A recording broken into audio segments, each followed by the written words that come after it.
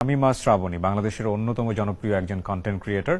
সবার আগে চলুন তাকে আমরা আমাদের অনুষ্ঠানে স্বাগত জানাই। ঈদ মুবারক এবং স্বাগত জানাচ্ছি আমাদের দ্য আরজি কিবরিয়ার সাথে। Thank you. আপনি অনেক কম কথা বলেন, আমি আপনার বেশ কিছু ইন্টারভিউ দেখেছি, কিন্তু আজকে প্রচুর কথা বলতে হবে এবং আমি বিস্তারিত জানার চেষ্টা করব। আপনার এই চ্যানেলটা নিয়ে আমি একটু আগে দেখছিলাম, মাত্র কয়েকটা ভিডিওস, খুব বেশি না, 48টার মতো বোধ হয়। তার মধ্যে শর্টস আছে, আপনি বলছিলেন যে আরো বেশ কিছু। তার মধ্যে এটার আমি দেখলাম সাবস্ক্রাইবার প্রায় 2 মিলিয়নের কাছাকাছি। কেন এত পপুলার? হয়তো জিনিসটা অনেক বেশি সহজ বোঝার জন্য, আচ্ছা, আর খুব বেশি এটার মধ্যে ইংলিশ থাকে না, যার কারণে আর কি যে কোনো লেভেলের মানুষ এটা দেখতে পারে আর কি, আর সেটা দেখে আর কি বুঝে আর আর কি মজাটা পুরাটা পায়।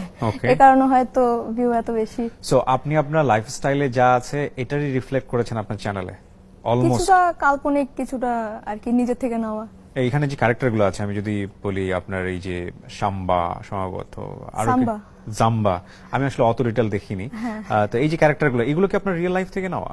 হ্যাঁ, রিয়েল লাইফ থেকে। যেমন আমার ফ্যামিলি মেম্বারের ক্যারেক্টারগুলাই বেশি এখানে। আমার আম্মু, আমার বোন, আমার ভাই, আমি নিজে, আমার বোনের ছেলে আর কি, ইয়ামিন, যে এগুলাই।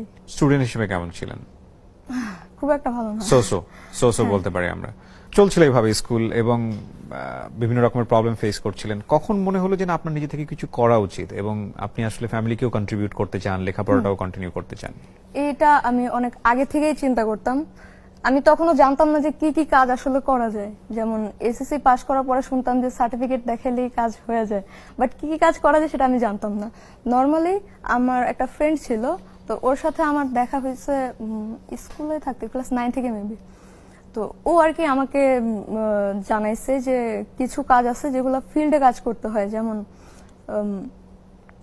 অ্যাপস থাকে, সবার সাথে কথা বলে তাদের ফোনে আর কি ওটা ইনস্টল করে দিতে হয়, বা এই টাইপের কিছু ফিল্ডের কাজগুলো। তো এসএসসি যখন শেষ হয়েছে, তো আমি ওর কাছে এটা শোনার পর আমি খুব বেশি খুশি হয়ে গেছি যে আমি কাজ পেয়ে গেছি, পরীক্ষার রেজাল্ট নাই তাও কাজ হয়ে গেছে। তো ওর সাথে করা শুরু করছি এটা। কিন্তু সমস্যা ছিল আমার সবসময় যে